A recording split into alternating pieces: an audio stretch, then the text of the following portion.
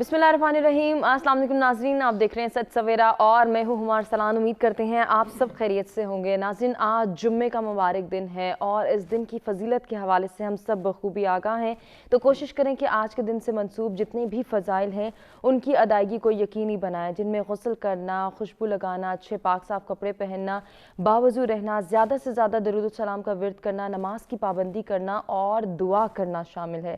جب بھی دعا کے لیے ہاتھ اٹھائیں، اپنے لیے دعا کریں، اپنے ارد گرد کے لوگوں کے لیے دعا کریں، ہمیں اپنی دعاؤں میں یاد رکھیں اور اپنے ملک کے لیے، اپنے معاشرے کے امن و استحکام کے لیے، اپنے ملک کی سلامتی کے لیے ضرور دعا کیا کریں۔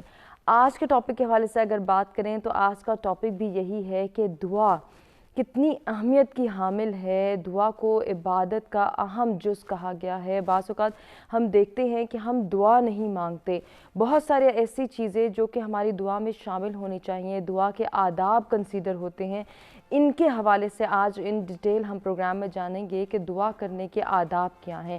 دعا کو عبادت کا مغز کہا گیا ہے، اس کے حوالے سے ان ڈیٹیل جانیں گے۔ اس کے ساتھ ساتھ دعا کی اہمیت اور فضیلت پر بات ہوگی، آداب پر بات ہوگی کہ دعا کرنے کے آداب کیا ہیں اور پھر اس کی شرائط کیا ہیں۔ دعا کی قبولیت ایک بہت بڑا سوال، ایک بہت واسٹ کانسیپٹ، اس کو جاننا سمجھنا ہم سب کے لیے کتنا ضروری ہے، اس پہ بھی آج کے پروگرام میں ہم جو ہے وہ ڈسکشن کریں گے کہ دعا کی قبولیت کے حوالے سے ہمیں کیا بتایا گیا ہے۔ بعض اوقات یہی سوال ہوتا ہے کہ ہم دعا مانگ رہے ہیں، ہم ایک عرض کر رہے ہیں لیکن ہماری دعا قبول نہیں ہو رہی ہے، اس کے پیچھے کیا ریزنز ہیں، اس کے پیچھے کیا جو ہیں وہ محرکات ہیں، ان کے حوالے سے کیا تعلیمات، کیا پیغامات، کیا احکامات ملتے ہیں ہمیں دین اسلام کی روشنی میں، یہ بھی ان ڈیٹیل آج کے پروگرام میں ڈسکس ہوں گے۔ اور ساتھ ہی ساتھ جب ہم بات کرتے ہیں کہ دعا مانگنا کیوں ضروری ہے، تو دعا قرب الہی کو حاصل کرنے کا بہترین ذریعہ ہے۔ ہم اللہ تعالیٰ کا قرب حاصل کرنا چاہتے ہیں، اللہ تعالیٰ کے قریب ہونا چاہتے ہیں، تو ہمیں دعا مانگنی چاہیے۔ دعا مانگنے کے طریقہ کار پر ان ڈیٹیل گفتگو ہوگی، دعا کی قبولیت کے حوالے سے بات ہوگی، وہ دعائیں جو قبول نہیں ہوتی ان کے حوالے سے ہمیں کیا پیغامات، کیا تعلیمات دی گئی ہیں، ان کو بھی ہم ضرور جانیں گے۔ اور آپ سے بھی کہیں گے کہ اگر آپ آج کے اس ٹاپک سے ریلیونٹ کچھ جاننا چاہیں، کچھ پوچھنا چاہیں ہمارے مہمانوں سے، یا کوئی سجیشن ہو آپ کے مائنڈ میں، تو لائیو کالز کے ذریعے آپ بھی پارٹیسپیٹ کر سکتے ہیں۔ اوورسیز پاکستانی جو یہ پروگرام دیکھ رہے ہیں پارٹیسپیٹ کرنا چاہیں تو اپنا پوائنٹ آف ویو شیئر کر سکتے ہیں۔ نمبرز آپ کی اسکرین پر موجود ہیں، مہمان ہمارے ساتھ اسٹوڈیوز میں موجود ہیں، ان کا تعارف کراتے ہیں اور جی پروگرام کا باقاعدہ آغاز کرتے ہیں۔ سب سے پہلے مولانا جہانگیر شاہ سعیدی صاحب ہمارے ساتھ موجود ہیں، اسلامک اسکالر ہیں، ہمارے مختلف پروگرامز میں آتے رہتے ہیں، خوش آمدید کہتے ہیں، بہت شکریہ آپ کی تشریف آوری۔ آج کے دوسرے مہمان علامہ امجد نقوی صاحب، آپ بھی اسلامک اسکالر ہیں، خوش آمدید کہتے ہیں، بہت شکریہ ادا کرنا چاہیں گے، السلام علیکم۔ علیکم السلام۔ آج کے تیسرے مہمان نعت خواں ہیں ساجد علی تبسم، ان کو بھی ہم خوش آمدید کہیں گے، ساتھ ہی گزارش کریں گے ساجد آپ سے کہ آپ حمد ثنائے رب جلیل پیش کر کے آج کے اس پروگرام کا، اس نشست کا باقاعدہ آغاز کریں۔ بسم اللہ کیجیے۔ کس سے مانگے کہاں جائے، کس سے کہیں، کس سے مانگے کہاں جائے، کس سے کہیں، اور دنیا میں حاجت رواں کون ہے؟ سب کا داتا ہے تو، سب کو دیتا ہے تو، سب کا داتا ہے تو، سب کو دیتا ہے تو، تیرے بندوں کا تیرے سوا کون ہے؟ تیرے بندوں کا تیرے سوا کون ہے؟ کون مقبول ہے،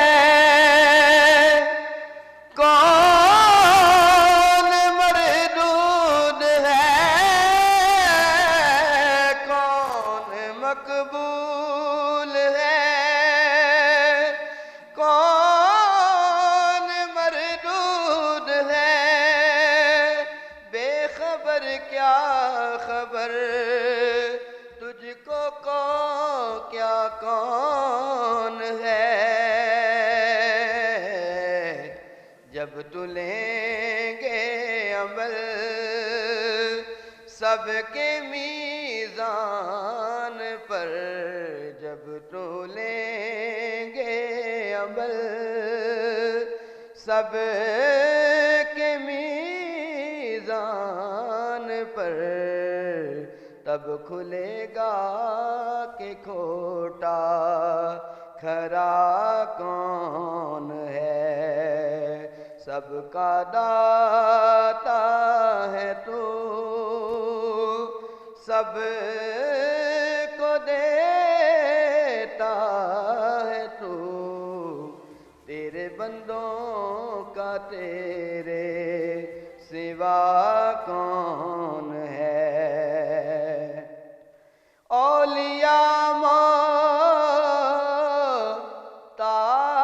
محتاج ہیں تیرے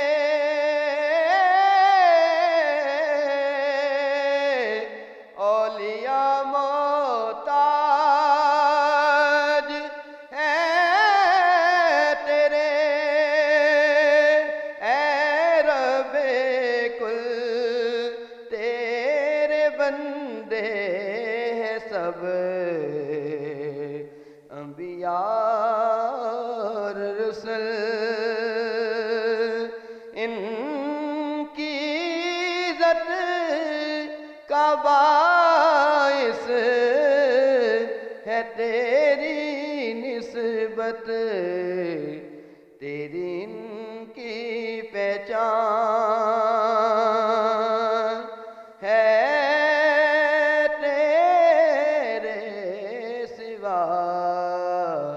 سب کا داتا ہے تو سب کو دیتا ہے تو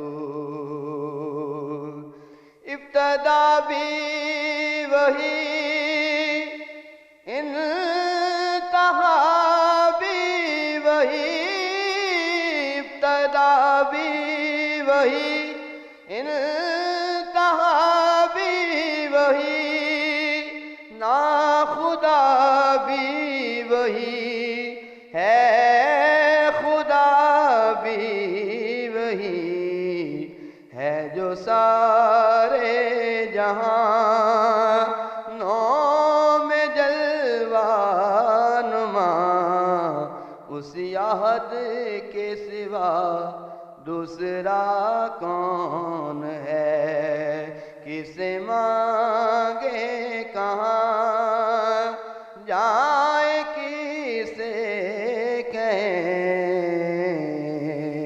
اور دنیا میں حاجت رواں کون ہے سب کا داتا ہے تو سب کو دیتا ہے تو تیرے بندوں کا تیرے سوا کون ہے سبحان اللہ سبحان اللہ جزاک اللہ بہت ہی خوبصورت کلام سے آغاز کیا اس پروگرام کا گفتگو کی جانب بڑھیں گے دعا کی اہمیت سب سے پہلے جاننا بہت ضروری ہے علامہ صاحب آپ سے میری گزارش کہ ہمیں دعا کی اہمیت کے حوالے سے بتائیں بسم اللہ الرحمن الرحیم میں آپ کا اور سچ ٹی وی کا شکریہ ادا کرتا ہوں دعا عبادت کا مغز ہے حدیث پاک میں آتا ہے اور دعا آقا علیہ السلام نے فرمایا کہ عین عبادت ہے اور دعا جو ہے یہ ایک ایسی عبادت ہے جو اللہ اور بندے کا درمیان ملاقات کا رابطے کا ایک بہترین ذریعہ ہے کہ بندہ جب دعا مانگتا ہے اس وقت بندہ یہ سمجھتا ہے میں اپنے رب سے ہم کلام ہوں جب بندہ اپنے رب سے لو لگاتا ہے آہذاری کرتا ہے گڑ گڑاتا ہے تو اللہ تعالیٰ ضرور کرم کرتا ہے اور اللہ تعالیٰ 70 ماؤں سے زیادہ پیار کرتا ہے اللہ تعالیٰ ہماری ہر دعا قبول کرتا ہے اگر ہم دعا کے جو آداب ہیں اس کو ہم مد نظر رکھیں جو شرائط ہیں ہر کوئی بھی نماز ہو زکوٰۃ ہو حج ہو کوئی بھی عبادت ہو اس کے کچھ نہ کچھ آداب ہوتے ہیں شرائط ہوتے ہیں تو دعا کے بھی آداب ہیں آگے انشاءاللہ ہم تفصیل سے بیان کریں گے لیکن جو یہ آداب پورے کر لیتا ہے اللہ تعالیٰ ضرور اس پر اپنا فضل فرماتا ہے، کرم فرماتا ہے۔ اللہ تعالیٰ کسی کے دعا کو رد نہیں کرتا۔ یقیناً دعا کے آداب کے حوالے سے مزید بھی ہم ان ڈیٹیل جانیں گے کہ دعا کے آداب کیا ہیں، دعا کی اہمیت اور فضیلت، اس پر بات کرنا، اس کے حوالے سے جاننا سمجھنا ہم سب کے لیے کتنا ضروری ہے۔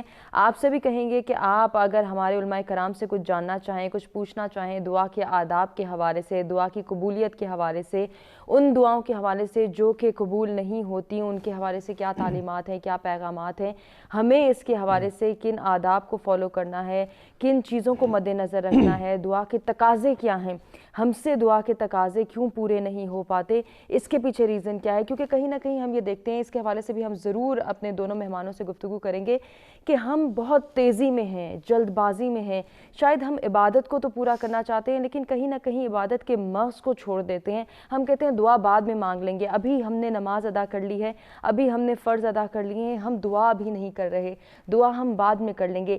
یہ عمل کیسا ہے، اس پر کس طرح سے ہم نے توجہ دینی ہے، دعا کے آداب کیا ہیں، دعا کرنے کے طریقہ کار کیا ہیں، دعا کے تقاضے ہم کیسے پورے کر سکتے ہیں، اس پہ اپنے دونوں مہمانوں سے ان ڈیٹیل گفتگو کریں گے۔ ناظرین ہمیں ابھی کیونکہ ایک بریک کی جانب بڑھنا ہے، بریک سے واپس آتے ہیں، علامہ امجد نقوی صاحب سے جانتے ہیں کہ وہ دعا کی اہمیت کے حوالے سے ہمیں کیا بتائیں گے۔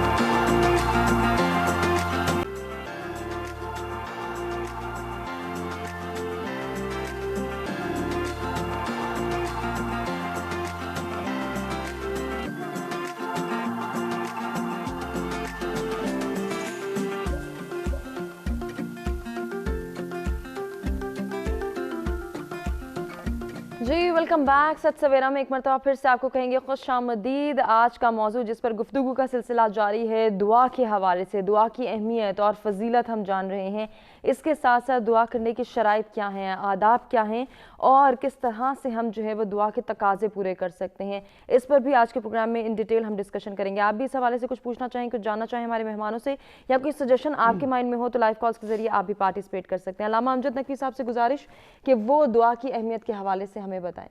جی بسم اللہ الرحمن الرحیم۔ سرکار امیر المومنین کے فرمان سے میں اپنی گفتگو کا آغاز کرتا ہوں۔ جی ضرور۔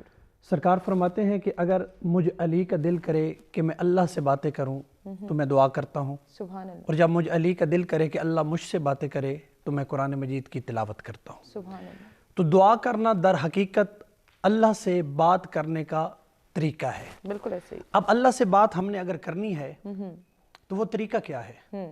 اکثر ہم جاتے ہیں، ہم کہتے ہیں یا اللہ روٹی نہیں ہے روٹی دے، بھوک ہے ختم کر، گاڑی نہیں ہے گاڑی دے، کاروبار خراب ہے اسے ٹھیک کر، سٹیٹس نہیں ہے وہ عطا کر، شہرت نہیں ہے وہ دے۔ علماء کرام کہتے ہیں یہ بے ادبی ہے۔ اچھا، یہ بے ادبی ہے کہ آپ نے جاتے ہی اللہ سے شکایتیں اللہ کی لگانا شروع کر دیں، یا اللہ بھوک مٹا، گاڑی دے، سٹیٹس دے، پیسہ دے، شہرت دے۔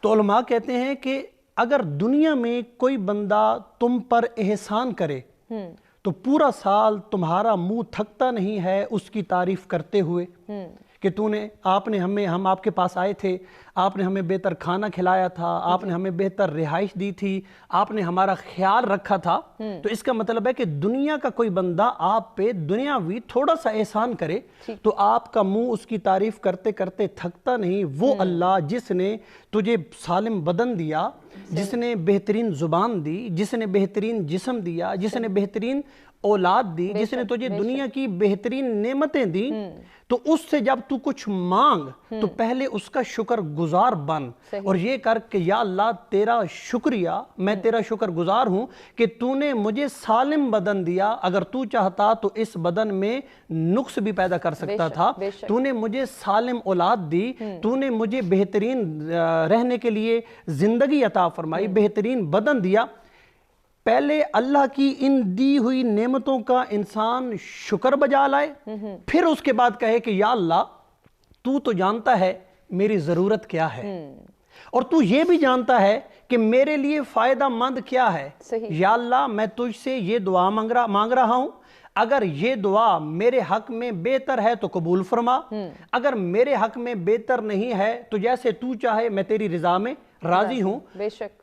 استجب لکم ادعونی استجب لکم، قرآن مجید کی یہ جو آیت ہے کہ ہم نے تو مانگنا ہی فقط خدا سے ہے۔ بے شک۔ تو علماء نے اس کی تفسیر میں لکھا یہ ہے کہ مانگنا خدا سے ہے، اور جب ہم قیامت کے دن اللہ کی بارگاہ میں پیش کیے جائیں گے تو ہمیں ایسے ایسے ثواب ہمارے نامہ اعمال میں لکھ دیے جائیں گے، ہم دیکھ کے حیران ہوں گے کہ یا اللہ ہم نے تو یہ نیکیاں کی نہیں۔ آواز قدرت آئے گی، یہ تمہاری وہ دعائیں ہیں جو تم نے دنیا میں مانگی تھیں، میں نے قبول نہیں کی، اس کا اجر میں تجھے دنیا آخرت میں دے رہا ہوں۔ اور جب اس کا اجر دنیا میں مانگی ہوئی دعاؤں کا آخرت میں ملے گا تو ہر انسان کی زبان پہ یہ جملے ہوں گے کہ کاش کہ دنیا میں میری کوئی دعا قبول نہ ہوئی ہوتی، میری ہر دعا کا اجر مجھے اللہ قیامت والے دن جیسے اس شخص کو عنایت کر رہا ہے مجھے بھی اللہ آج کے دن عنایت کرتا۔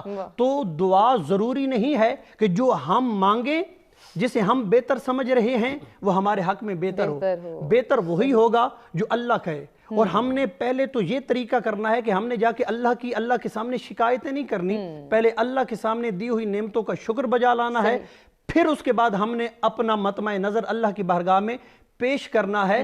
امیر المومنین کعبہ کا حج کر رہے تھے، یا ایک شخص بہت پیاری پیاری دعائیں مانگ رہا تھا، امیر المومنین اس کی طرف متوجہ ہو کے لوگوں کو کہنے لگے کہ اے دنیا والو ایسے دعا مانگو جیسا کہ یہ شخص دعا مانگ رہا ہے۔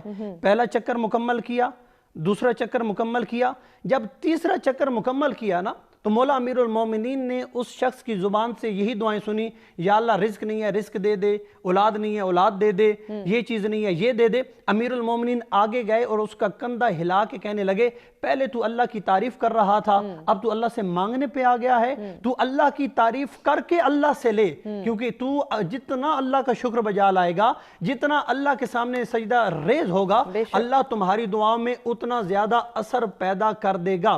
دوسرا یہ ہے کہ اکثر ہم یہ بھی کہتے ہیں کہ ہماری دعائیں اثر نہیں رکھتی، تو اس میں ایک ہی بات کہہ کے پھر سیدی صاحب کو ٹائم دیتا ہوں۔ دعا مانگنے سے پہلے ہمیں اپنا ماحول بنانا ہے دعا کے لیے۔ تو روایات میں ملتا ہے کہ اگر آپ نے دعا کرنی ہے تو بچوں کو ساتھ بٹھا کے دعا کیا کرو، کیونکہ بچے ہوتے ہیں معصوم، اور معصوم کی زبان سے نکلی ہوئی کوئی بھی بات اللہ رد نہیں کرتا۔ تو اگر آپ نے دعا مانگنی ہے تو کوشش کی جائے کہ دعا مانگتے وقت آپ کے ارد گرد آمین کہنے کے لیے بچے موجود ہوں۔ دوسرے گروہ بزرگان جو آپ کے گھر میں بزرگ ہیں، چاہے ماں ہے، چاہے باپ ہے، چاہے دادا ہے، چاہے دادی ہے، جسے ہم آج کل اس معاشرے میں اہمیت نہیں دیتے، ہمارے ہاں ان کی اہمیت نہیں ہے لیکن اللہ کے ہاں ان کی بڑی اہمیت ہے۔ اگر آپ بزرگوں کی موجودگی میں دعا کریں گے تو اللہ اس دعا کو بھی رد نہیں کرتا۔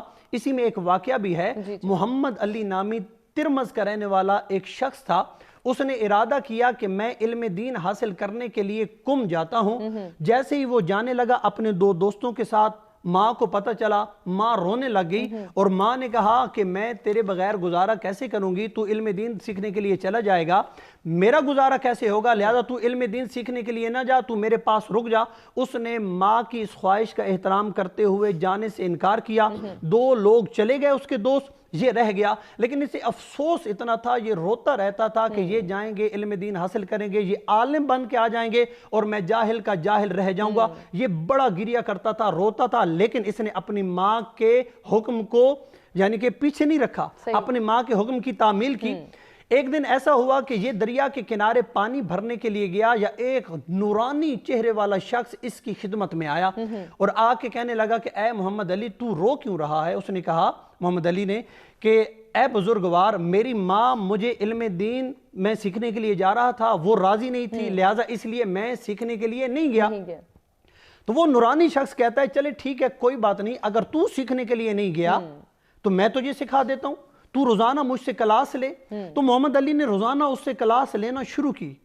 اتنا اس نے علم حاصل کیا کہ پورے علاقے میں مشہور ہو گیا کہ دین کا کوئی بھی مسئلہ اگر کسی کے پاس حل نہ ہو رہا ہو تو وہ ترمس جائے اور محمد علی کو جا کے بتائے اور وہ اس کا مسئلہ حل کرے گا۔ وقت گزرتا گیا، گزرنے کے بعد وہ دو دوست جو علم دین حاصل کرنے کے لیے گئے تھے وہ محمد علی کے پاس آئے۔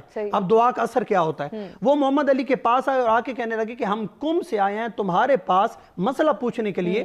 محمد علی نے کہا آپ تو عالم ہیں، آپ آپ تو اتنا پڑھ کے آئے ہیں تو آپ مجھ سے مسئلہ پوچھنے کے لیے کیوں آئے ہیں؟ انہوں نے کہا کہ ہمیں آیت اللہ بروجردی نے بھیجا ہے کہ یہ جو مسئلہ ہے تمہارا حل کرے گا محمد علی.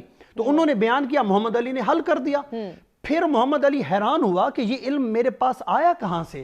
میں نے تو کسب کیا نہیں, میں نے تو علماء کی صحبت اختیار کی نہیں, میں نے اتنی زیادہ تعلیم حاصل نہیں کی, تو یہ مجھے علم کیسے ملا ہے؟ پھر دریا پہ گیا, وہی نورانی چہرے والا شخص آیا.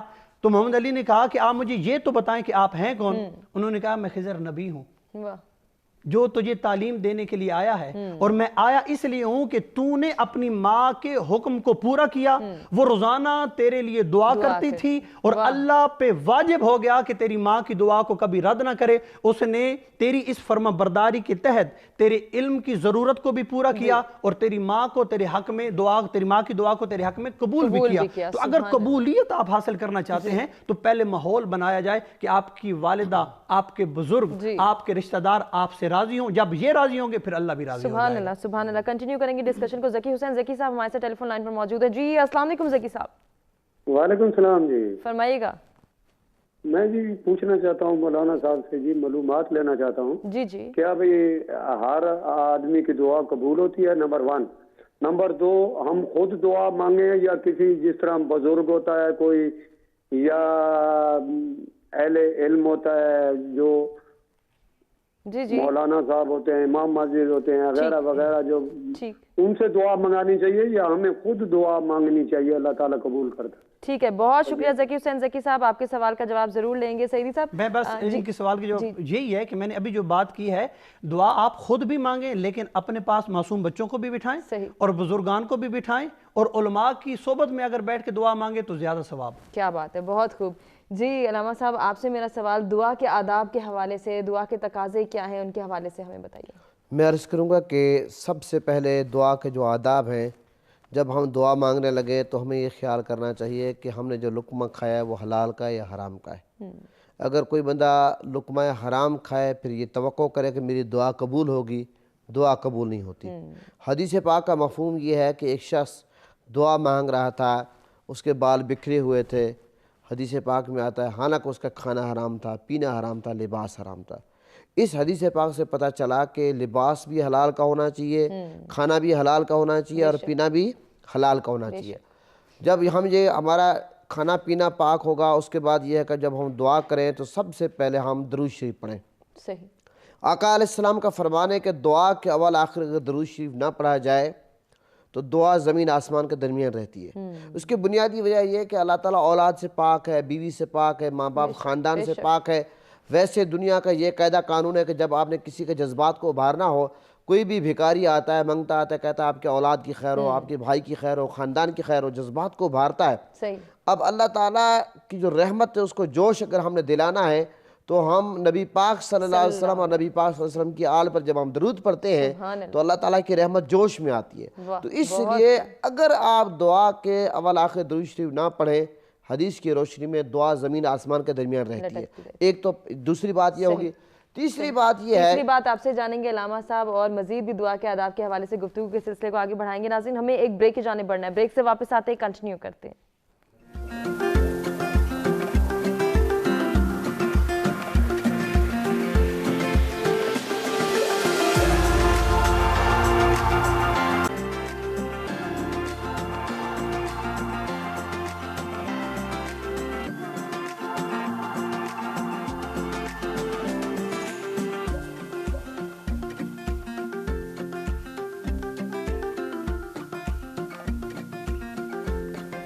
Welcome back. جی ست سویرا میں ایک مرتبہ پھر سے آپ کو کہیں گے خوش آمدید. آج ہم گفتگو کر رہے ہیں دعا کے حوالے سے, دعا کی اہمیت اور فضیلت کیا ہے, شرائط کیا ہے قبولیت دعا کے حوالے سے, اور دعا کے آداب اور تقاضے کیا ہیں, ان کو ہم کس طرح سے پورا کر سکتے ہیں. اس پر بریک پہ جانے سے پہلے ہم بات کرتے ہیں, علامہ صاحب سے گزارش کریں گے کہ دعا کے آداب کے حوالے سے وہ اپنی بات ہی مکمل کریں. میں عرض کر رہا تھا بریک سے قبل دعا کے آداب کے حوالے سے کہ دعا کے لیے رزق حلال ضروری ہے اور لباس حلال کا ضروری ہے, اور جو آپ نے پانی پیا ہے وہ حلال کا ہونا ضروری ہے. اور اس کے علاوہ یہ ہے کہ دعا کے اول آخر درود شریف پڑھنا لازمی ہے کیونکہ حدیث پاک میں آتا ہے دعا زمین آسمان کے درمیان رہتی ہے. تیسرے نمبر پہ یہ ہے کہ جب دعا مانگے, حدیث پاک میں آتا ہے دعا مانگتے وقت رونا چاہیے. اگر رونا نہ آئے تو کم سے کم رونے والی شکل بنانی چاہیے, یہ حدیث میں ہے. اور چوتھے نمبر پہ یہ ہے کہ جب ہم دعا مانگتے ہیں تو دعا کو وقت ہمیں ہاتھوں کو اٹھانا چاہیے.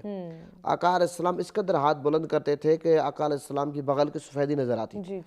پانچویں نمبر پہ یہ ہے کہ جب دعا مانگی جائے اس وقت تک ہاتھوں کو نیچے نہ کیا جائے جب تک چہرے پہ اس طرح نہ مل لے. یہ بھی حدیث سے ثابت ہے. صحیح. آج معاشرے میں بہت سارے لوگوں کو ہم دیکھتے ہیں کہ دعا مانگتے ہیں ہاتھ اس طرح کر کے بیٹھے ہوتے ہیں, پھر جب دعا ختم ہوتی ہے وہ ایسے کر دیتے ہیں. چھٹے نمبر پہ یہ ہے کہ ہم اللہ کے نیک بندوں کا وسیلہ پیش کریں. دیکھیں جب ہم اپنے لیے دیکھیں ہر بندہ کوئی کتنا گناہگار ہے کوئی کیا ہے, لیکن جو اللہ کے نیک بندے ہوتے ہیں ولی ہوتے ہیں, ولی کا معنی تو دوست مقرب. پھر آپ یہ دیکھیں آپ انبیاء کو دیکھیں, انبیاء کس قدر, اہل بیت دیکھیں, صحابہ دیکھیں, بزرگان دین دیکھیں, وہ اللہ کے نیک بندے ہیں. جب ان کا وسیلہ ہم اللہ کی بارگاہ میں پیش کریں گے تو ہماری دعا کی قبولیت کا چانس زیادہ ہوگا. اچھا علامہ صاحب, یہاں ہم اگر یہ دیکھیں کہ جس طرح سے آپ کہہ رہے ہیں وسیلے سے دعا مانگنا, ہمیں اس کا طریقہ کار بھی نہیں آتا.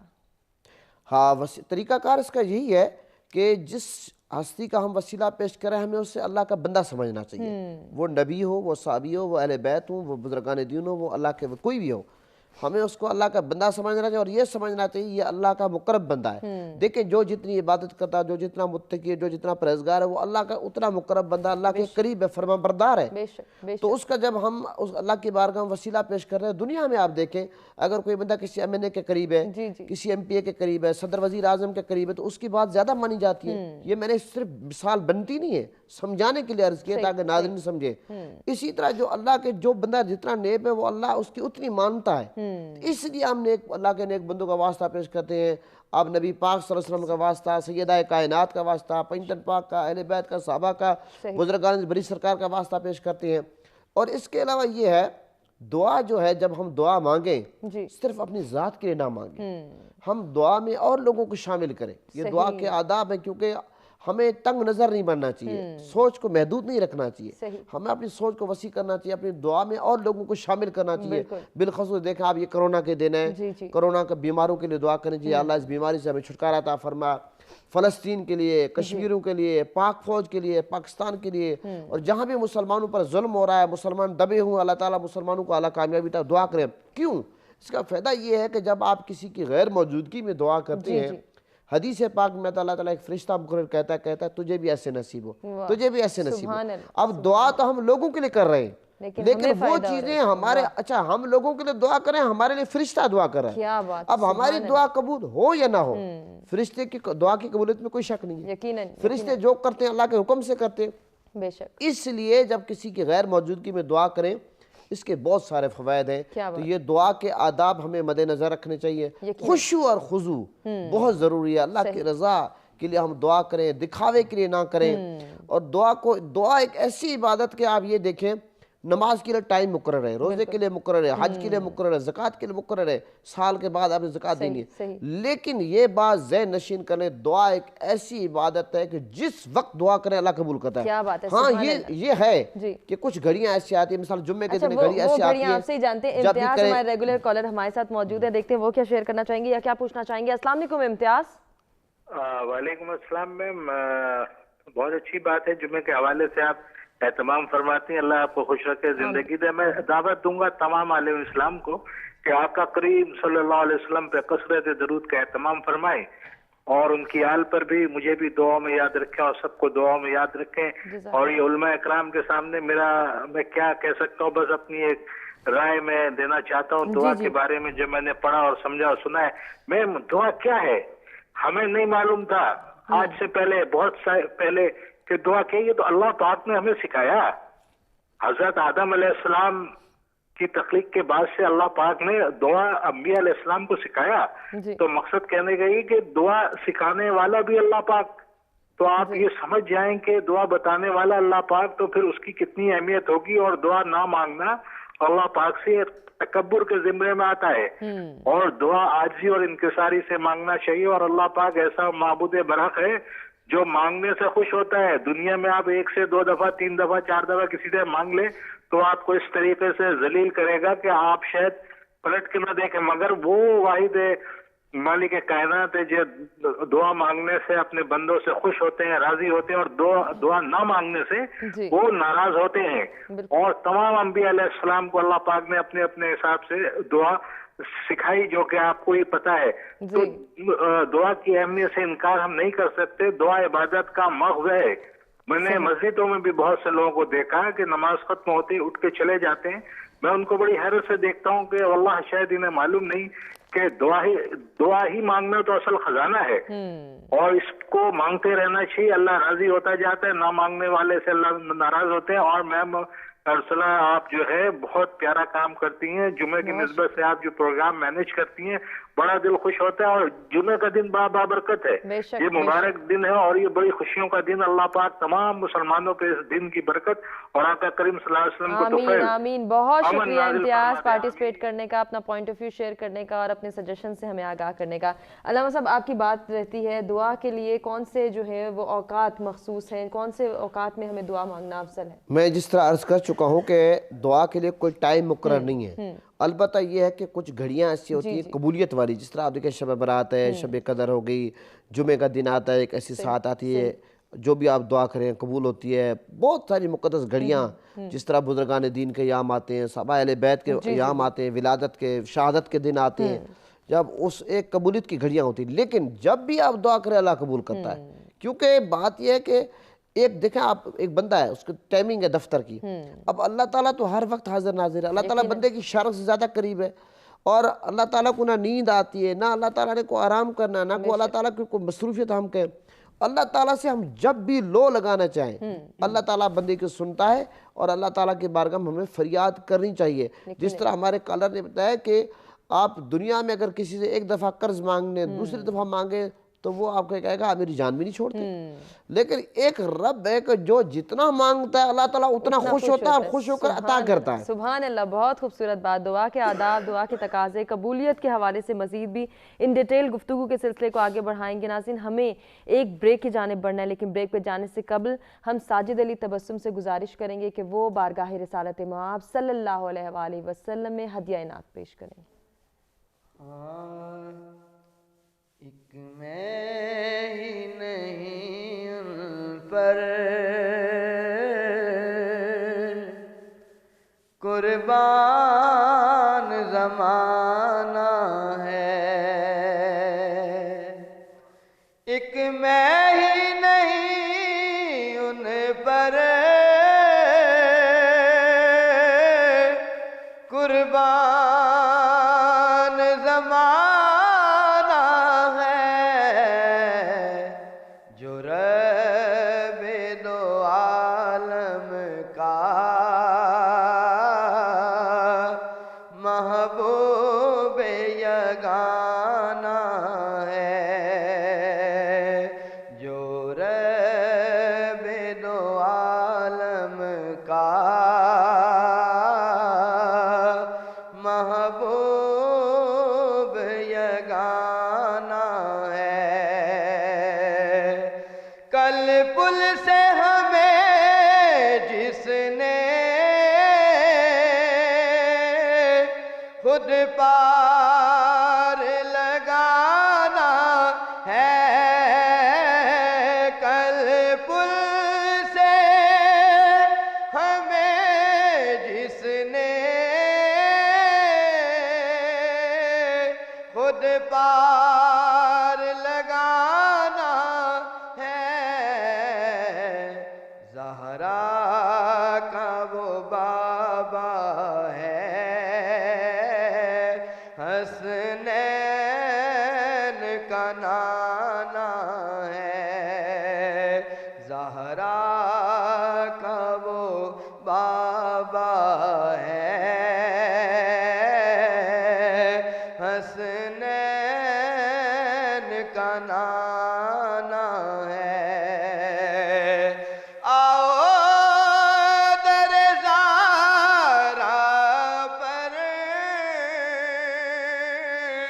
बेचाए हुए दामन आओ दर ज़ारा पर, बेचाए हुए दामन है नस्ल करीमों की लजपाल घराना है नस्ल करीमों की लजपाल घराना है महरूम करम इसको रखिए न सरे माशर महरूम करम इसको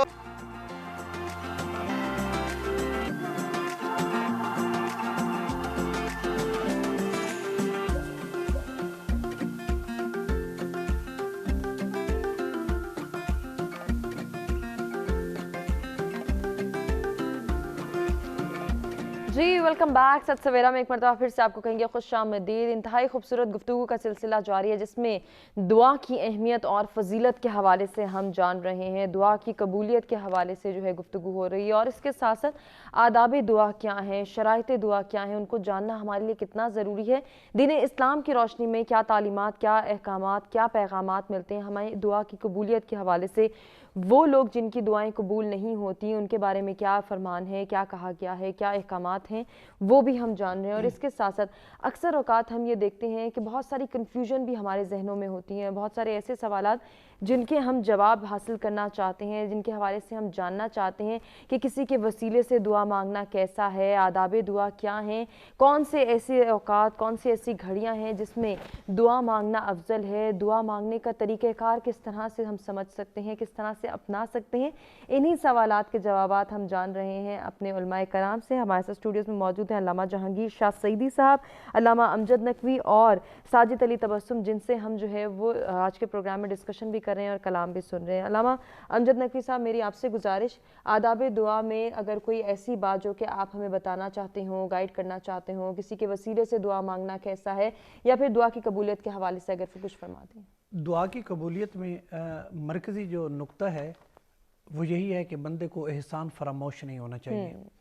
अगर कोई शख्स एहसान फरामोश है तो खालिक अकबर उसकी दुआ को कबूल नहीं करता। अब एहसान क्या है, हम दुनियावी एतबार से एक मिसाल ले लेते हैं, फिर उसे मुंतबिक करते हैं दीनी मसाइल पे। कि अगर मैं ज़रूरतमंद हूँ और मुझे ज़रूरत है कई लाख रुपयों की, क्योंकि मेरे घर में कोई ना कोई मेरा बच्चा बीमार है, मैं किसी भी अमीर मुखय्यर हजरात उनमें से किसी एक के पास जाता हूँ और कहता हूँ कि मेरी ये मसाइल हैं और मुझे इतने पैसों की ज़रूरत है, आप मुझे ये पैसे दें, और वो मुझे पैसे दे दे, ठीक, और मैं पैसे लेके अपने बच्चे का इलाज करवाऊँ। अब क्या होगा कि मैं पूरी ज़िंदगी, मुझे क्या करना चाहिए उसके लिए, उसने मुझ पे एहसान किया, उसके एहसान की वजह से मेरे घर के बच्चे की ज़िंदगी बची।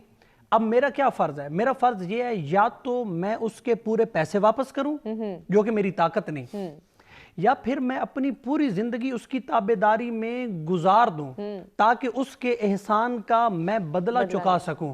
तो अगर दुनिया में कोई शख्स आप पे पैसों की सूरत में एक मर्तबा एहसान करे तो उसका उसूल ये है, या तो आप उसकी रकम वापस करें या आप उसकी ताबेदारी करें। तो अल्लाह ने हम पे कितने एहसान किए, इंसान बनाया, पहला एहसान, फिर आंख दी, दूसरा एहसान, फिर इस आंख को देखने के लिए अल्लाह ने सूरज बनाया, तीसरा एहसान, फिर हमारे खाने के लिए अल्लाह ने ज़मीन बनाई जहाँ पे हम अनाज बोते हैं, अनाज निकलता है, फिर हम वो खाते हैं। तो ज़मीन भी अल्लाह की, अनाज भी अल्लाह का, एक दाने के बदले वो कई सौ यानी कि बदल करके हमें पलटा देता है, वो भी अल्लाह का। जिस रोशनी में ये फसल परवान चढ़ रही है वो रोशनी भी अल्लाह की, जिस हवा में ये फसल बढ़ रही है वो हवा भी अल्लाह की, और जिस हाथ से मैं ये फसल काश्त कर रहा हूं वो हाथ भी अल्लाह का। ठीक है जी, इतना एहसान अल्लाह का। फिर वो अल्लाह कहता है कि मिसाल के तौर पर इमाम के पास कोई गया और जाके एक बंदे ने कहा कि ऐ इमाम, अल्लाह ने हमारे ऊपर इतने एहसान किए हैं तो हम अल्लाह के एहसान को कैसे पलटाएं। फरमाया अल्लाह की सारी नेमतें वापस कर दो। تو اس شخص نے کہا کہ اے امام میں تو اللہ کی کوئی نعمت واپس کر ہی نہیں سکتا کیونکہ میرے پاس جو کچھ ہے یہ اللہ کا دیا ہوا ہے، تو آپ بتائیے کوئی ایسا عمل کہ جس کی وجہ سے میں اللہ کے احسان کا بدلہ چکا سکوں؟ تو امام نے کہا کہ اگر تو اللہ کی دی ہوئی نعمتوں کو واپس نہیں لٹا سکتا اور اللہ کا احسان تو چکانا بھی چاہتا ہے تو صبح کے وقت اٹھ کے 2 رکعت نماز پڑھ کے سجدہ کر کے اللہ کے احسان کو چکا، ظہر کے وقت 4 رکعت پڑھ، عصر کے وقت 4 رکعت پڑھ، مغرب کے وقت 3 رکعت پڑھ اور عشاء کے وقت 4 رکعت پڑھ، یہ ٹوٹل 20 سے 22 منٹ بنتے ہیں۔ تو امام نے کہا کہ اپنی 24 گھنٹے کی زندگی میں سے 20 سے 22 منٹ اپنے رب کو دے، گویا کہ تو اللہ کے احسان کو واپس کر رہا ہے، اور پھر وہ اللہ کہتا ہے کہ جب اس سچویشن میں تم مجھ سے آ کے مانگے گا پھر میں تیری دعاؤں کو قبول کروں گا۔ کیوں؟ کیونکہ مجھے پتا ہے کہ اس نے مجھ پہ احسان کیا ہے، اس احسان کے بدلے میں نے سجدہ کیا ہے۔ یہ سجدہ کرنا کوئی ہمارے اوپر کوئی یہ نہیں ہے کہ ہمارے سجدے کی وجہ سے اللہ کی شان بڑھ جائے گی، نہ، بلکہ ہمارے سجدے کی وجہ سے ہماری اپنی نعمتوں میں اضافہ ہو جائے گا۔ مثال کے طور پہ حضرت امام جعفر صادق کے پاس ایک آدمی آیا، یعنی کہ اللہ کیسے کیسے بندوں کی دعاؤں کو سنتا ہے اور کیسے کیسے قبول کرتا ہے، اور جب ہم یہ کہتے ہیں کہ اللہ ہر جگہ پہ موجود ہے تو ہم زبان سے تو کہتے ہیں لیکن قلبی اقرار ہمارا نہیں ہے، کیونکہ ہم اسی کی موجودگی میں جھوٹ بھی بول رہے ہوتے ہیں، اسی کی موجودگی میں کسی کا حق بھی کھا رہے ہوتے ہیں۔ جیسے قبلہ سعیدی صاحب نے کہا کہ آپ کی دعا اس وقت تک قبول نہیں ہوتی جب تک کہ آپ کی غذا حلال نہ ہو، آپ کی دعا اس وقت تک قبول نہیں ہوتی جب تک کہ آپ اپنے رشتہ داروں کے حقوق ادا نہ کریں، آپ کی دعا اس وقت تک قبول نہیں ہوتی جب تک کہ آپ کے والدین آپ سے راضی نہ ہو۔ تو ہم تو والدین کو چھوڑیں، ہم تو اللہ کی موجودگی میں اللہ کی نہیں مان رہے۔ ہمیں پتہ بھی ہے کہ اللہ ہمیں دیکھ رہا ہے، جو کہ ہم نے قرآن میں سنا ہے کہ میں تمہاری شاہ رگ سے بھی زیادہ قریب ہوں، تو جو شاہ رگ سے بھی زیادہ قریب ہے ہم اس کے سامنے گناہ کرتے ہیں۔ کیسے امام علیہ السلام کے پاس ایک آدمی آیا اور آ کے کہنے لگا ہمیں اللہ سے دعا مانگنی چاہیے۔ امام نے کہا بالکل مانگنی چاہیے۔ تو ہمیں کیسے پتہ چلے کہ اللہ ہے؟ ہمیں تو پتہ ہی نہیں ہے، ہم نے تو اللہ کو دیکھا نہیں، ہم نے تو اللہ کو محسوس نہیں کیا۔ تو امام نے کہا کہ جو دیکھا جائے اور جو محسوس کیا جائے وہ اللہ نہیں ہوتا۔ اس نے کہا جو دیکھا نہ جائے اور محسوس بھی نہ کیا جائے وہ اللہ نہیں ہے، تو پھر ہم دعا کیوں مانگیں؟ تو امام نے ایک مثال دی، بڑی کمال کی مثال۔ امام نے فرمایا اے بندہ خدا تو نے کبھی پانی کا سفر کیا ہے؟ اس نے کہا جی بالکل کیا ہے۔ کبھی ایسا ہوا ہو کہ طوفان آ گیا ہو اور لہریں بے قابو ہو گئی ہوں اور کشتی ہچکولے کھا رہی ہو اور تم ڈوبنے کے قریب ہو اور تم ڈوب رہے ہو اور اس وقت تیرے دل میں خیال آیا ہو کہ اب بھی کوئی ہے جو مجھے بچا سکتا ہے؟ کبھی ایسا ہوا ہے؟ اس نے کہا جی کئی مرتبہ ہوا ہے کہ ہم نے پانی کا سفر کیا، طوفان آیا، پانی کی لہریں بے قابو ہوئیں اور ہماری کشتی ڈوبنے کے قریب تھی، لیکن میرے دل میں تھا کہ کوئی ہے جو اس حالت میں بھی مجھے بچا سکتا ہے۔ امام نے فرمایا وہی تو خدا ہے، سبحان اللہ، وہی تو خدا ہے جو تجھے بچا سکتا ہے۔ اب بھی تجھے یقین نہیں ہے، اب بھی تو اپنے خدا سے نہیں مانگے گا، تو ہم نے ہر صورت میں خدا سے ہی مانگنا ہے۔ جبکہ امام سجاد علیہ السلام کی ایک دعا ہے کہ یا اللہ اگر میں تجھ سے نہیں مانگوں گا تو پھر مجھے کون دے گا؟ میں تو تجھ سے ہی مانگوں گا، تیرے علاوہ مجھے عطا کرنے والا کوئی نہیں۔ اچھا پھر ہم نے مانگنا کیسے ہے؟ ہم نے مانگنا ہے وسیلوں سے، ٹھیک ہے جی، کیونکہ اللہ خوش ہوتا ہے ان وسیلوں کو سن کے کہ جن کو اس نے خود عزت دی ہے۔ اللہ نے خود جنہیں عزت دی ہے، اللہ نے خود جنہیں معتبر بنایا ہے، اللہ نے خود جنہیں عظمت، عزت اور بلندی عطا کی ہے، ان کا وسیلہ دے کے دعا مانگنا سب سے مجرب عمل ہے۔ اور نبی مکرم کے بعد سب سے بڑی فضیلت نبی کی صاحبزادی کی ہے، جسے فاطمہ الزہرا کہتے ہیں، جن کے بارے میں علامہ اقبال نے ایک شعر بھی کہا، لمبی نظم ہے میں پوری نہیں پڑھتا، ایک ہی شعر پڑھتا ہوں کہ مزرعہ تسلیم را حاصل بطول، کہ مصطفیٰ کی زندگی بھر کی عبادتوں کے نتیجے کا نام بطول ہے۔ تو آپ نے بھی اگر اپنی عبادت کو نتیجہ خیز بنانا ہے، اپنی دعا کو قبولیت کے قریب لے کے جانا ہے، اپنا توسل اپنی بی بی سے، رسول کی بیٹی سے بھرپور کریں، اپنی بیٹی رسول خدا صلی اللہ علیہ وسلم کی بیٹی کو وہ مرتبہ عطا کریں کہ جو اللہ اور اس کے رسول نے انہیں عنایت کیا ہے۔ اور جب بھی دعا کی جائے، بلکہ رسول خدا صلی اللہ علیہ وسلم کے بارے میں ایک روایت بھی ملتی ہے، حضور نے فرمایا جب بھی مجھے کوئی میری بیٹی کا واسطہ دیتا ہے تو اللہ اس کے واسطے کو کبھی رد نہیں کرتا۔ تو یہ سب سے بڑا وسیلہ ہے جو کہ اہل بیت کی صورت میں اللہ نے ہمیں دیا ہے، اور اہل بیت ہمارے لیے اللہ کی طرف سے دنیا کی سب سے بڑی نعمت ہے، اور اسی نعمت سے ہم نے فائدہ اٹھا کے اللہ کو اپنے آپ سے راضی کرنا ہے۔ بہت خوب، بہت خوب۔ علامہ صاحب وہ کون سے لوگ ایسے ہیں جن کی دعا کبھی رد نہیں ہوتی؟ غالباً کہا جاتا ہے کہ 3 طرح کے ایسے لوگ ہیں جن کی دعائیں رد نہیں ہوتی۔ میں عرض کروں گا ویسے تو بہت سارے ہیں جتنے بھی اللہ کے نبی ہیں، صحابی ہیں، اہل بیت ہیں، بزرگان دین ہیں، ازواج مطہرات ہیں اور سیدہ کائنات، یقیناً جب ان کے وسیلے سے ہم دعا کریں گے اللہ قبول کرے گا۔ لیکن حدیث پاک میں آتا ہے کہ 3 طرح کے لوگ ایسے ہیں کہ جن کی دعا رد نہیں ہوتی۔ ایک والدین کی اولاد کے حق میں دعا۔ اب والدین اولاد کے لیے کب دعا کریں گے؟ جب اولاد والدین کو خوش رکھے گی، جب والدین اولاد کی گستاخ یعنی کہ اولاد والدین کی گستاخ ہو، بے ادب ہو، تو والدین تو بد دعا دیں گے۔ تو پتہ چلا کہ جہاں دعا قبول ہوتی ہے وہاں بد دعا ہی قبول ہوتی ہے۔ تو اس لیے اولاد کو چاہیے کہ ہمیشہ والدین کو خوش رکھیں تاکہ والدین جو ہے اولاد کے لیے زیادہ سے زیادہ دعا کریں۔ ویسے تو الحمدللہ والدین کی جو محبت ہوتی ہے وہ اتنی ہوتی ہے کہ حت الوسع والدین کی کوشش ہوتی ہے کہ ہم اولاد کو بد دعا نہ دیں۔ لیکن اللہ معاف کرے، جس دور میں ہم گزر رہے ہیں، جب اولاد گستاخ ہو جائے، بے ادب ہو جائے، والدین کو ستائے، گالیاں دے، پریشان کرے، دھکے دے کر گھر سے نکال دے، جس طرح آج کل ہم دیکھتے ہیں، پھر والدین اولاد کے لیے بد دعا کرتے ہیں، وہ اولاد رول جاتی ہے۔ دوسرے نمبر پہ مسافر کی دعا۔ جو بندہ مسافر ہوتا ہے، مسافر کو آپ کو پتہ ہے مسافر اللہ کو بہت پسند ہے۔ مسافر کو اللہ نے ریلیف دیا، دیکھیں نماز جہاں قصر نماز پڑھتے ہیں، روزہ دیکھیں اگر کوئی بندہ سفر میں وہ روزہ چھوڑ سکتا ہے، بعد میں اس کی قضا کرے، تو مسافر کی دعا اللہ کو بہت قبول ہوتی ہے۔ لیکن جب مسافر کو ہمیں مسافر کو جب ہم احترام دیں گے، اس کے مہمان نوازی کریں گے، تو پھر کیا ہوگا؟ مسافر ہمارے دعا کرے گا۔ جب ہم مسافر کی جیب کاٹ لیں، اس کے پاس جانے کے لیے واپسی کا کرایہ بھی نہ ہو، مسافر کو ہم جو چیز ہم لوکل بندے کو 10 روپے کی دیتے ہیں، مسافر کو ہم کہیں یہ انجان بندہ ہے، اس کو ہم 20 روپے کی دیں، تو ہمیں دعا دے گا یا بد دعا دے گا؟ تیسرے نمبر پر مظلوم کی دعا۔ مظلوم جو لوگ ہوتے ہیں، جن پر ظلم ہوتا ہے، مظلوم لوگ ہوتے ہیں جن کا حقوق نہیں ملتے، ان کی دعائیں اللہ بہت سنتا ہے۔ ان کی جو آہ ہوتی ہے وہ اس سے عرش الہی ہل جاتا ہے۔ لیکن آج آپ کو پتہ ہے ویسے تو بہت سارے لوگ مظلوم ہیں جن کو حقوق نہیں ملتے، اللہ کرے جس کا جو حق ہے اس کو مل جائے۔ آج بہت سارے لوگ جن کو حقوق سے محروم ہوتے ہیں، تو یہ 3 لوگ حدیث میں آتا ہے خاص وہ ہیں جن کی دعائیں رد نہیں ہوتی، مظلوم، مسافر، والدین۔ ویسے جتنے بھی اللہ کے نیک اور برگزیدہ بندے ہیں، ان کی دعائیں جب وہ قبول ہاتھ ہوتی اٹھاتے ہیں۔ ہیں علامہ تو صاحب اللہ تعالیٰ دعا ان کی رد نہیں کرتا۔ بے شک کنٹینیو کریں گے، ایک بریک کی جانب بڑھیں، بریک سے واپس آتے ہیں، گفتگو کے سلسلے کو آگے بڑھاتے ہیں۔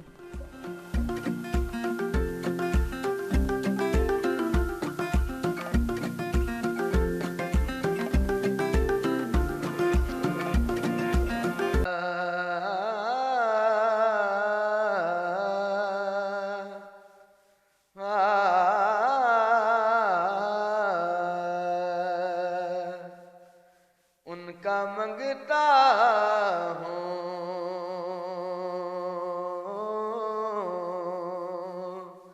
ان کا منگتا ہوں، جو منگتا نہیں ہونے دیتے، ان کا منگتا ہوں، جو منگتا نہیں ہونے دیتے، میرے آقا مجھے رسوا نہیں ہونے دیتے، میرے آقا مجھے رسوا نہیں ہونے دیتے، ان کا منگتا میرے ہر عیب کی کرتے ہیں وہ پردہ پوشی، میرے ہر عیب کی کرتے ہیں وہ پردہ پوشی، میرے جرموں کا تماشا نہیں ہونے دیتے، میرے جرموں کا، میرے جرموں کا، میرے جرموں کا تماشا نہیں ہونے ان کا منگتا ہوں. ہے یہ ایمان کے آئیں گے لحد میں وہ میری.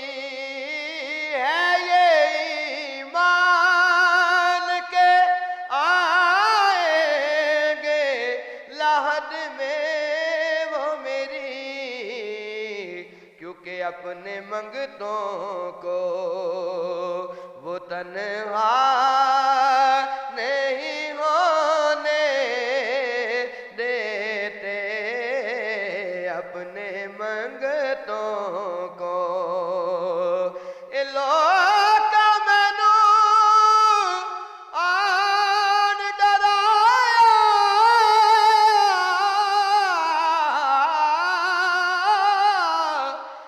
رات قبر دی کالی میں سنیا اوتھے اس نے آنا جدے موڈے کمبلی کالی.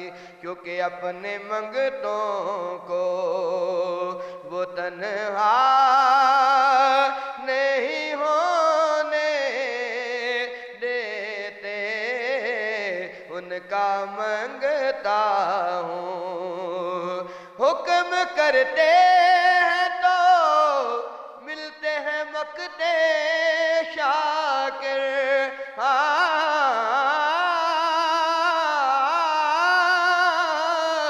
حکم کرتے ہیں تو ملتے ہیں یہ مقتے شاکر.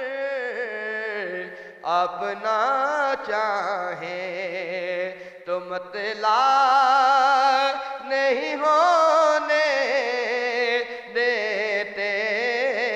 اپنا چاہیں اپنا چاہیں اپنا چاہیں تو مطلع نہیں ہونے دیتے. ان کا منگتا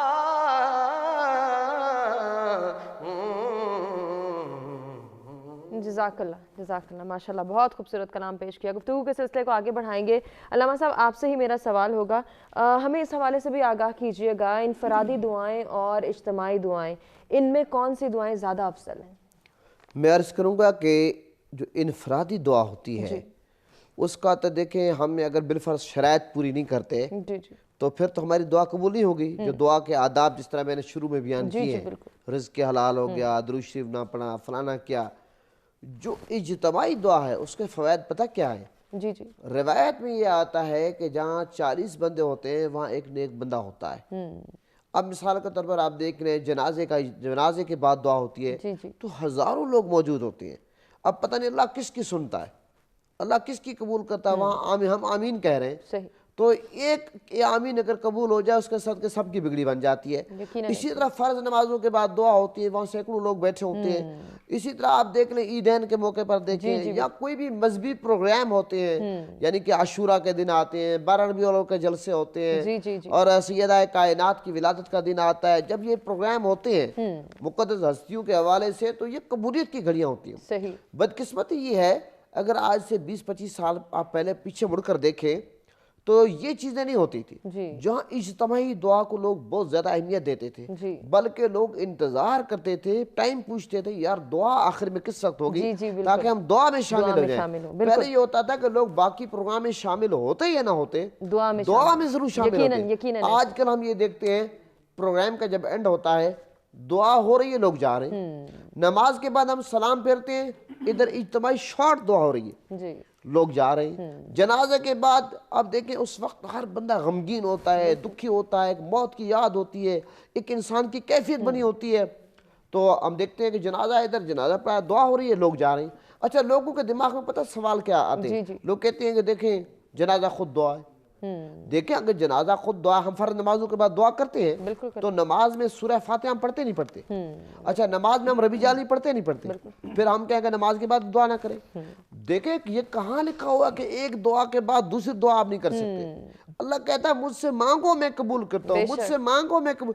جتنا ہم اللہ سے مانگیں گے اللہ ہمیں اتنا کرے گا. اللہ تعالیٰ کے خزانوں میں کسی قسم کی تنگی تو نہیں ہے, اللہ کے خزانے تو وسیع ہیں. تو لہٰذا اجتماعی دعا کو ہمیں اہمیت دینی چاہیے. جو بھی ہمیں موقع ملے ہمیں مسالک سے, فرقوں سے بالاتر ہو کر, یکجان ہو کر دعا کا جو معاملہ ہے. اب یہ دیکھیں اجتماعی طور پر ہمیں دعا کا اہتمام کرنا چاہیے. جی جی بالکل. دیکھیں بارش جب نہیں برستی تھی تو نماز استسقاء پڑھی جاتی تھی, کیا ہوتا تھا؟ اجتماعی دعا ہوتی تھی. اب یہ دیکھیں کرونا کے دن آ گئے, اب اس بیماری کے لوگ زد میں ہیں. اب کیا ہے, اس بیماری سے ہم نے اللہ کی بارگاہ میں توبہ کرنی ہے, استغفار کرنا. اجتماعی طور پر ہمیں نوافل پڑھنے چاہیے, توبہ کرنی چاہیے, تاکہ اللہ تعالیٰ اپنا خصوصی کرم کرے. یہ بیماری ہے یا عذاب ہے جو بھی ہے, اللہ تعالیٰ ہمیں سے چھٹکارا عطا فرمائے. مسلمان اگر کہیں بھی پریشان ہے, مثال کشمیر ہو, فلسطین ہو, برما ہو, مسلمانوں پر جہاں کے ظلم ہو رہے ہیں, اور اگر ہم ان مسلمانوں کی مدد نہیں کر سکتے, ویسے تو ایک مسلمان دوسرے مسلمان کے جسم کی مانند ہے. جس طرح جسم کا آپ کے کان میں تکلیف ہو پورا جسم بے چین ہوتا ہے, آنکھ میں تکلیف ہو پورا جسم بے چین ہوتا ہے, آپ کے ہاتھ میں تکلیف ہو پورا جسم بے چین ہوتا ہے. حدیث میں آتا ہے کہ جس طرح دیوار کا ایک حصہ دوسرے حصے کو مضبوط کرتا ہے, اسی طرح ایک مسلمان دوسرے مسلمان کو مضبوط کرتا ہے. ہم اگر کشمیریوں کے لیے, پاک فوج کے لیے, فلسطین کے لیے, برما کو مسلمانوں کے لیے کچھ اور نہیں کر سکتے, اتنا تو کر سکتے ہیں کہ ہم دعا اٹھائیں, یا اللہ ان مظلوم کی مدد فرما, ان کو فتح نصیب فرما. تو اجتماعی دعا سے ہمیں قطعی طور پر روگردانی نہیں کرنی چاہیے. وہاں اللہ کے مقبول اور نیک بندے ہوتی ہیں, اور دعاؤں میں ہمیں نیک بندوں کا واسطہ پیش کرنا چاہیے. میرا اپنا تو یہ طریقہ سیدھی سی بات ہے, میں جب بھی دعا کرتا ہوں جمعے کی نماز کے بعد, عید کی نماز کے بعد, جنازے کے بعد, آخر میں کہتا ہوں یا اللہ یہ جو دعا میں نے کی ہے, میں اب جو میں نے مجھ سے مانگا وہ عطا فرما, جو نہیں مانگا وہ بن مانگے عطا فرما. تاجدار مدینہ کے صدقے, صحابہ کرام کے صدقے, اہل بیت کے صدقے, ازواج مطہرات کے صدقے, اولیاء کرام, بزرگان دین. آخر میں کہتا ہوں کہ حسنین کے نانا کے صدقے, زہرا کے بابا کے صدقے. جب میں زہرا کا بابا کا واسطہ پیش کروں گا اللہ کیسے نہیں کرم کرے. تو اس لیے ہمیں اپنی دعاؤں میں عاجزی انکساری پیدا کرنی چاہیے, اللہ سے مانگنے میں کنجوسی نہیں کرنی چاہیے. اور جو ہمارا ایمان کہتا ہے کہ اہل بیت جو ہیں پاک ہیں, نیک ہیں, صحابہ, بزرگان دین, انبیاء, تو ہمیں ان کا وسیلہ پیش کرتے ہوئے بالکل کنجوسی نہیں کرنی چاہیے. بہت خوب, بہت خوب. علامہ صاحب جیسے کہ ابھی بڑا خوبصورتی سے جو ہے علامہ صاحب نے بتایا اجتماعی دعائیں کس طرح سے ہیں کرنی چاہیے, اور ساتھ ہی انفرادی دعاؤں کی فضیلت کیا ہے. اسی کے ساتھ ہم یہ دیکھتے ہیں کہ مخصوص ایام کی دعائیں تو ہیں, مخصوص کنڈیشنز کی بھی ہمیں دعائیں ملتی ہیں. بعض اوقات تکالیف کے حوالے سے ہمیں دعائیں ملتی ہیں, بعض پریشانیوں کے لیے ہمیں دعائیں ملتی ہیں, بعض مصیبتوں سے نجات دلانے کے لیے بھی دعائیں جو ہیں موجود ہیں. ان دعاؤں کا جاننا اور پڑھنا کیسا ہے؟ جو چیز انسان کی ضرورت ہوتی ہے انسان اس کے بارے میں یقیناً کوشش بھی کرتا ہے, اسے جاننے کی یعنی کہ در پہ بھی جاتا ہے کہ میں اسے جانوں. دعا کے بغیر انسان کی زندگی کا گزارا نہیں ہے. مثال کے طور پہ اگر آپ ابھی آج جمعہ ہے, پچھلی شب گزری ہے جسے شب جمعہ کہا جاتا ہے, تو شب جمعہ مخصوص ہے دعا کے لیے. علماء کرام کے ہاں باقاعدہ شب جمعہ کو دعاؤں کا اہتمام کیا جاتا ہے, کبھی حدیث قصاء کی صورت میں, کبھی دعائے توسل کی صورت میں, کبھی دعائے کمیل کی صورت میں, کبھی دعائے ندبہ کی صورت میں, کبھی مختلف دعائیں ہیں جو کتابوں کے اندر ہمیں لکھنے کے لیے ہمیں لکھی ہوئی ملتی ہیں. اچھا, اب دعا ہم نے جب مانگنی ہے تو اس دعا کا سٹیٹس کیا ہے؟ اچھا, ایک جملے سے میں اس کو یعنی کہ واضح کرتا ہوں. یہ جملہ ہم بریک کے بعد سنیں گے آپ سے, اور اس کی فضیلت اور اہمیت پر بھی غور کریں گے. ناظرین ایک بریک کی جانب ہمیں بڑھنا ہے, بریک سے واپس آتے ہیں, علامہ صاحب سے گفتگو کرتے ہیں.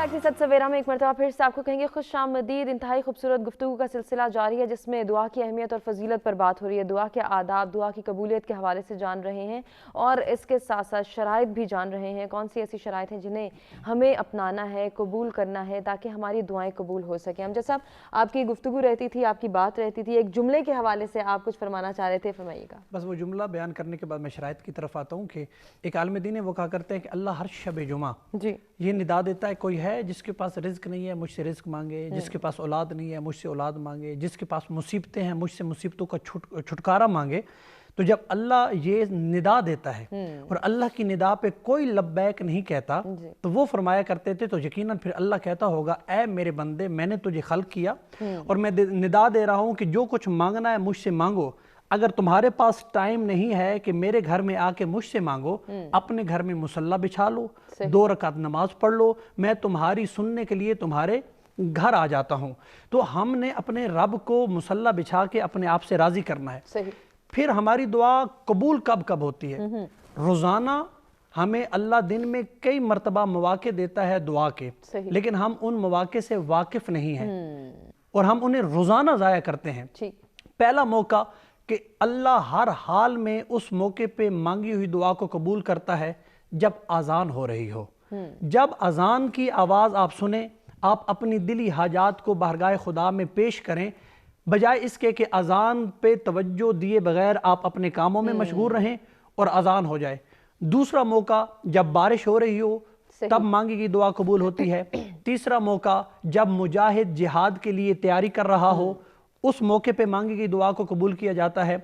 और चौथा मौका कि जब मजलूम का जिक्र हो रहा हो तो उस जिक्र के दौरान मांगी गई दुआ को कबूल किया जाता है। और हुसैन से बड़ा मजलूम है कौन? तो जब भी सरकार हुसैन का जिक्र हो रहा हो, उनकी मजलूमियत का तज़किरा हो रहा हो, तो हर मुसलमान अपने लिए अपने रब से दुआएं मांगे ताकि जिक्र हुसैन की मजलूमियत के सदके में खालिक अकबर उनकी हाजात को पूरा करे। बस एक बात और उसके बाद आप अपने मैसेज में कंक्लूड। यही मैसेज है। जनाब जाबिर बिन अब्दुल्ला हैं, रसूल खुदा के सहाबी। उन्होंने रसूल खुदा को कहा, या रसूल अल्लाह मेरे घर तशरीफ़ लाइए, मैं आपकी दावत करना चाहता हूँ। रसूल खुदा उनके घर तशरीफ़ ले गए। वाक़या बड़ा लंबा है, मैं बिल्कुल पैगाम के तौर पे मुख्तसर कर रहा हूँ। तो उनके 2 बेटे थे। जब उन्होंने हज़रत की दावत के लिए बकरा ज़िबा किया तो उनके दोनों बेटों ने बकरे को ज़िबा होते देखा, तो बड़े बेटे ने छोटे भाई को, बड़े भाई ने छोटे भाई का हाथ पकड़ा, उसने छोटे भाई को ज़िबा कर दिया। ज़िबा करने के बाद जब माँ ने देखा कि बड़े ने छोटे को ज़िबा किया है, तो बड़े ने माँ को देखा और छत पे चढ़ा और छलांग लगा दी। तो 2 बेटे थे जनाब जाबिर बिन अब्दुल्ला के। तो रसूल खुदा के आने से पहले दोनों मर गए। जब कुछ देर के बाद दस्तक हुई और रसूल खुदा दरवाजे पे आए, दरवाज़ा खुला, हुजूर बैठे दस्तरखान पे। अब देखिए जनाब अब्दुल्ला ने ये नहीं कहा कि या रसूल अल्लाह मेरे 2 बेटे हैं मर गए हैं, वो मुसलसल रसूल की तरफ तवज्जो में है। वो फ़कत और फ़कत रसूल को जो है वो प्रोटोकॉल दे रहे हैं कि मेरा रसूल आया है, मैं इनको खाना खिलाऊं, मेरे बेटे मर गए हैं तो 1000 भी हों तो मैं रसूल की इज्जत पे कुर्बान कर दूं। तो रसूल बैठे हैं दस्तरखान पे। अब रसूल खुदा के सामने खाना लाया गया। अब रसूल भी तो जानते हैं, इल्म गैब भी जानते हैं और अल्लाह के राजों से भी वाकिफ हैं। अब जनाब अब्दुल्ला ने अपनी जुबान से रसूल खुदा को नहीं कहा। जैसे ही खाना रसूल के सामने रखा तो रसूल खुदा ने कहा, ऐ अब्दुल्ला तेरे बेटे कहाँ हैं? जैसे ही कहा ना कि तेरे बेटे कहाँ हैं, जनाब अब्दुल्ला ने आगे से ये नहीं कहा कि या रसूल अल्लाह मेरे बेटे मर गए हैं। बस खुशी से नारे तकबीर बुलंद किया, दौड़ के अपनी बीवी को कहा और अपनी बीवी को जाके कहा कि जा वो जो 2 बेटे मरे हुए हैं उन्हें जाके उनके कान में कह दे कि तुम्हें वो बुला रहा है जिसने कभी झूठ नहीं बोला। अब जैसे ही जनाब अब्दुल्ला की बीवी जो है अपने बेटों के पास गई और कान में कहा कि तुम्हें वो बुला रहा है जिसने कभी झूठ नहीं बोला, तो रिवायत के जुमले हैं वो दोनों बेटे मरे हुए उठ के जिंदा हुए। तो वो कभी बाहर देखते हैं, देखते जा रहे हैं, देखते जा रहे हैं। माँ कहती है तुम मर गए थे, मैं तुम्हारी माँ हूँ, मुझे देखने की बजाय तुम बाहर क्यों देख रहे हो? तो उन दोनों ने कहा, ए अम्मा तेरे माँ होने की कसम, जहाँ हम मर के गए थे वहाँ भी हमने मोहम्मद को देखा है और जब लौट के आया है तो यहाँ भी हमारे सामने मोहम्मद है। तो हमें अपनी ज़िंदगी में रसूल खुदा को मरकज़ी किरदार के तौर पे अपनाना चाहिए। अपनी दुआओं में, अपनी हाजात में, अपने मामलात में, अपनी ज़िंदगी के जितने भी यानी कि मदोजज़र हैं उनमें अगर हमारी दुआओं का मरकज़ मोहम्मद मुस्तफ़ा होगा तो फिर कोई ऐसी मुश्किल ही नहीं जो कुशा ना हो सके। यकीनन अल्लामा साहब आपसे भी गुजारिश मुख्तसरन कोई पैगाम हमारे नाज़रीन को। मैं अर्ज़ करूँगा कि दुआ की बहुत ज़्यादा अहमियत है और दुआ की अहमियत का अंदाज़ा हम इस बात से लगा सकते हैं कि आका अलैहिस्सलाम की پوری زندگی آپ دیکھیں، جی گھر داخل ہونے کی دعا کیا ہے، گھر سے نکلتے وقت دعا کیا ہے، آپ وضو کر رہے ہیں ہاتھ دھونے کی دعا کیا ہے، کلی کرنے کی دعا کیا ہے، ناک میں پانی ڈال چہرہ دھونے کی دعا کیا ہے، پھر آپ یہ کھانا کھا رہے ہیں دعا کیا ہے، کھانے کے بعد دعا کیا ہے. جس چیز کو جتنا بیان کیا جاتا ہے اس سے پتہ چلتا ہے اس چیز کی اہمیت کیا ہے. بالکل ایسے لہٰذا ہمیں دعا کرنی چاہیے، اللہ کی رحمت سے مایوس نہیں ہونا چاہیے. بہت سارے لوگ دعائیں کرتے ہیں، وہ کہتے ہیں ہماری دعائیں قبول نہیں ہوتی. ایک بات ذہن نشین کر لیں، قرآن پاک کی آیت کا مفہوم یہ ہے، بہت کچھ ہم اللہ سے مانگتے ہیں لیکن وہ ہمارے حق میں بہتر نہیں ہوتا، اور بہت کچھ ہم نہیں مانگتے حالانکہ وہ ہمارے حق میں بہتر ہوتا ہے. مانگنا چاہیے، اللہ تعالیٰ بہتر جانتا ہے. بہت ساری دعائیں جو ہماری قبول نہیں ہوتی در حقیقت وہ قبول ہو جاتی ہیں، ہمیں پتہ نہیں چلتا. اور بہت ساری ایسی چیزیں ہوتی ہیں جو ہم موقع پہ مانگتے ہمیں نہیں ملتی، وہ بعد میں ہمیں ملتی ہے، ہمارے اکاؤنٹ میں جمع ہو جاتی ہیں. ہمیں کسی بھی صورت میں اللہ کی رحمت سے مایوس نہیں ہونا چاہیے، دعائیں مانگنی چاہیے. دعاؤں کے صدقے اللہ تعالیٰ ضرور کرم کرے گا، دعا تقدیر کو بدل دے گی. بے شک بے شک. آپ دونوں مہمانوں کا شکریہ ادا کرنا چاہیں گے، بہت کچھ سیکھنے کا موقع ملا. امید کرتے ہیں کہ ناظرین آپ کو بھی ہمارا آج کا پروگرام پسند آیا ہوگا. اپنے فیڈ بیک سے آگاہ کیجیے گا. آپ سے چاہیں گے اجازت جاتے جاتے ساجد علی تبسم کا شکریہ بھی ادا کریں گے اور آپ سے گزارش کریں گے اختتامی کلام پیش کریں. پھر تو میرے ایمان کو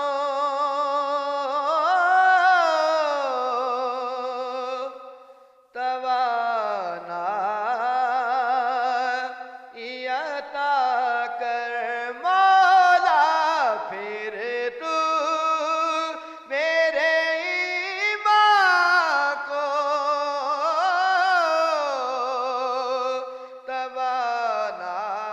توانائی عطا کر. برسوں